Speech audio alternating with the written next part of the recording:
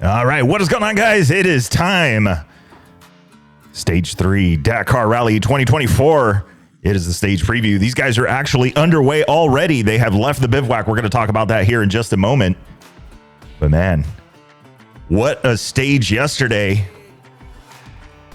A little bit of trouble for Mason early on. We'll talk about that in a few. We'll also be talking Gnar Files. We got another episode of the Gnar Files. But before we get into that, we got two things, very important things to cover. That is right. We're going over the map, and then we're going over the starting order for today's Stage 3. Let's get right to it. Not wasting any time. Let's get on over to the page. Let's see. Improve my view here a little bit. All right. Here we go.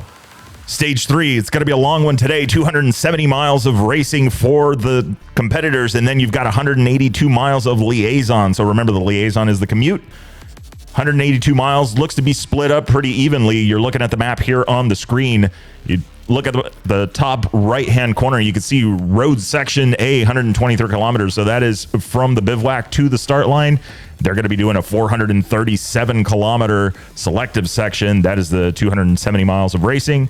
Road section B, going to be 172 kilometers for them to get back. So long day for them. We'll get a tally of how many miles these guys are doing, but I'm getting pretty sure they're getting close to the 1,500 miles. So let's talk a little bit about that. Long distances being covered. These bikes obviously are specially built with all of the gas that they carry on board. Look down at the bottom. We have the ranges here. We're talking about 277 kilometers for the first stint. So that means from the bivouac, they've got to make it 277 kilometers. So roughly about 180-ish miles. Before they get to the first fuel stop, which will be at the end of the transfer section. So there's that road section that they're going to have to do. At the end of that section, they'll have fuel. Then they're going to have another 156 kilometers before they get to the neutralization. Remember, neutralization just means that that's where the clock stops. Everybody has a set amount of time that they're going to be there to do fuel, whatever they need to do, get sorted. And then they're on to the next with another green flag. So once they leave the neutralization, they're going to have another 172 kilometers before they hit the finish line. Once they hit the finish line, they'll have another fuel stop there. So very interesting to see. A lot of strategy goes in. I mean, a lot of, if you can only imagine all of the people that it takes to get in, man the checkpoints, man the transfer in, the transfer out, the fuel stops, the fuel situation. Obviously, they're in the middle of the desert, in the middle of nowhere. So the ASO's got to work on getting fuel to there.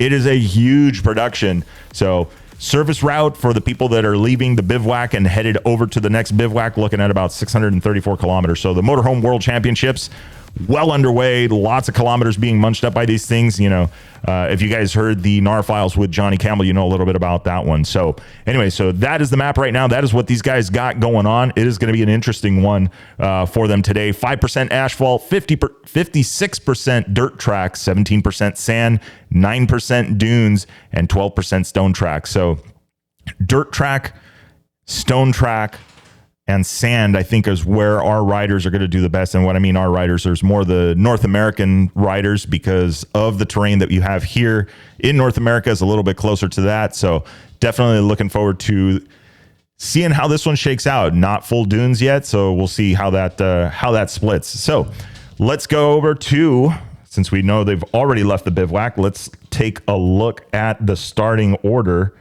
Pull that up here on the trusty iPad.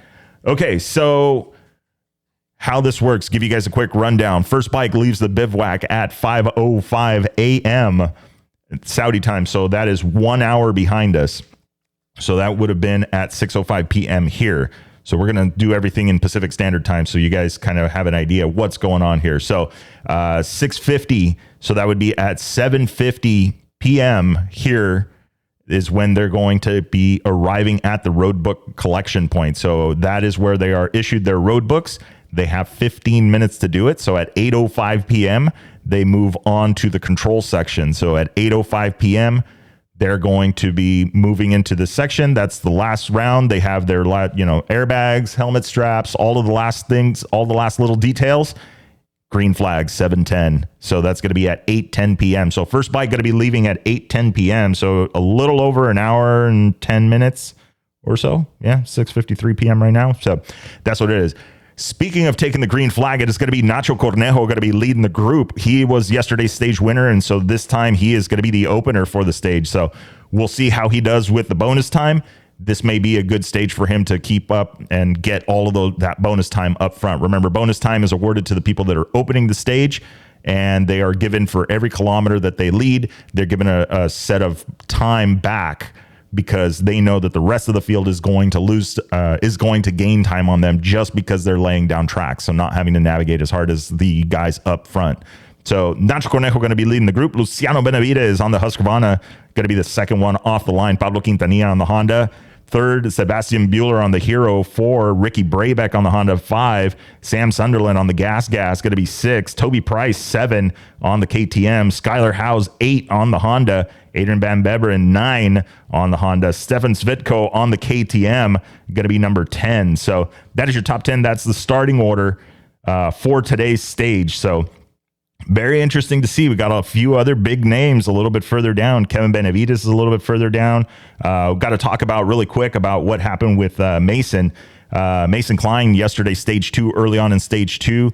Had a little bit of a mechanical situation with the Cove, pertaining to, I believe it was an oil line that they had going on.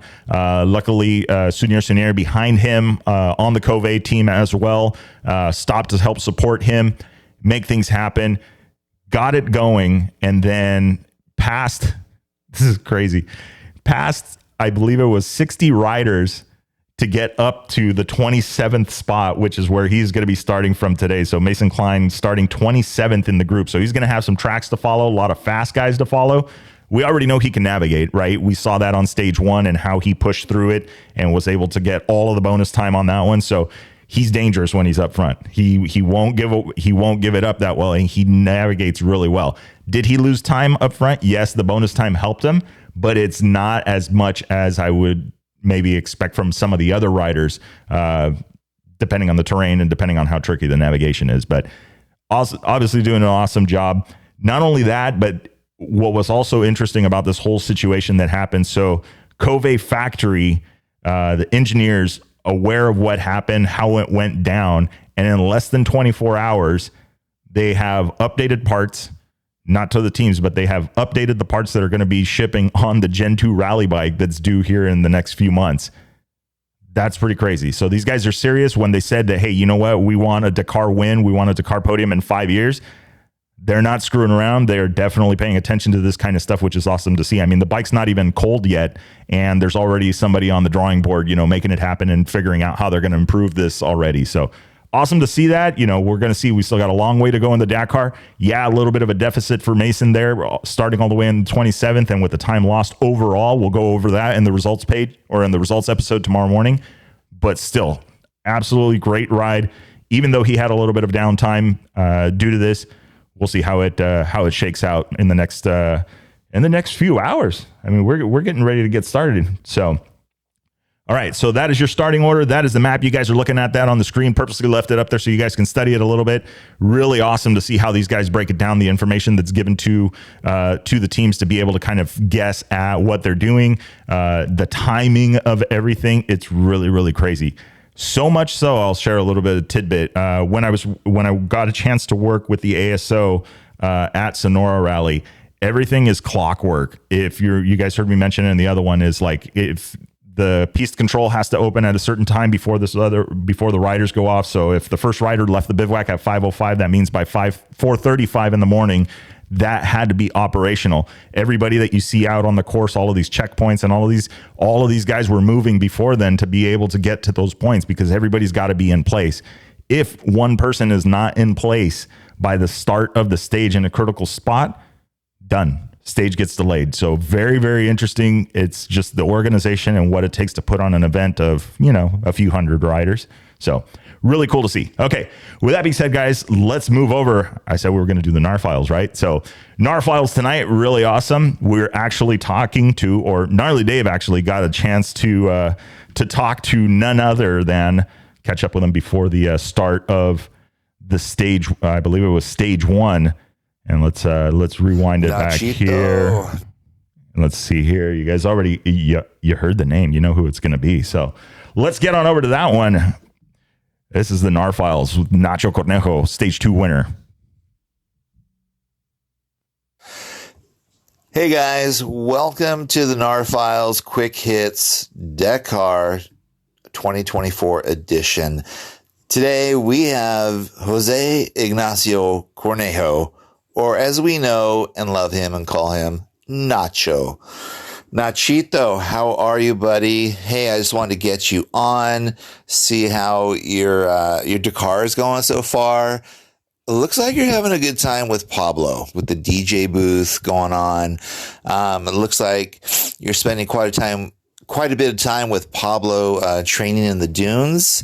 How's that going? How do you feel your preparation's going compared to other years? For those who don't know, I think you've been in the top 5 overall finishing in Dakar. Definitely well in the top 10, if I'm not mistaken, Nacho. Correct me if I'm wrong. And also, do us a favor, throw out your social media out there for us, Nacho. So, the thousands and thousands of Chasing Waypoints Gnar File listeners can follow you and see your adventures. And you're in the motorhome with Ricky again this year for the Motorhome World Championships. And I think you have a new competitor in Jacob Augibright. I think he's entering the Motorhome World Championships also.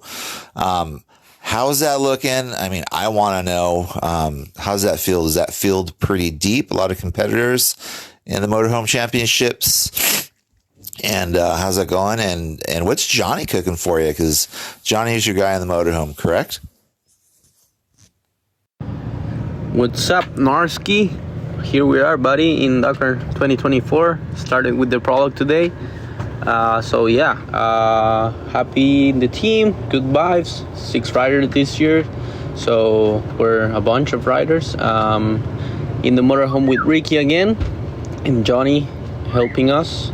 So yeah, Motorhome World Championship, it's always a tough competition. Some guys take it very serious, and we had some good vibes in our team bivouac. Pablito, it's putting some music every once in a while during the sunsets. So yeah, we have some good vibes. The preparation was good this year. Good testing, good training at home, mainly in Chile and some in Morocco too. So the feelings are good. We're ready to face this tough competition again. And yeah, overall, having some solid previous days of training. Probably went not the best, but quite solid. So yeah, looking forward for tomorrow. Starts with stage 1 and get out there and battle.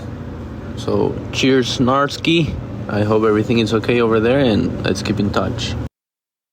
Nacho, hey, good to hear from you. Thanks for taking the time to come on the Gnar Files on Chasing Waypoints podcast. Looking forward to talking to you throughout the race. I saw you finished right behind Ricky today, I believe in 14th. I'm sure there's some strategy involved, but hey, like I said, appreciate you getting back to us, and we will be checking in with you later on in the race. I know you're busy. Wow, what goes on there at Dakar is intense, so we're not going to load you down too much, but we will lean on you a little bit for some insight. So again, I appreciate it. Listen to Chasing Waypoints. We got all the good stuff on Gnar Files. Appreciate it, buddy. Talk to you soon. All right, so there you have it. That was Nacho Cornejo, your stage 2 winner. So Gnarly Dave catching up with him for the Gnar Files here just before stage 1, talking a little bit about it. So Motorhome World Championships, that's been an ongoing battle with all these guys in their motorhomes and stuff like that. And so really interesting to see is how he mentioned it. 6 riders, they got a whole vibe. It's a whole crew that they've got going on there. And, as Johnny, refers, it's asset, it's resources. These guys are all, competitive. As you can see, Nacho putting it on the top of the box this week or this past stage, heading out and opening it up for the guys this time around. So should be interesting to see. Again, first time showtime is going to be coming up here in a little while. Going to be at 8:10 p.m.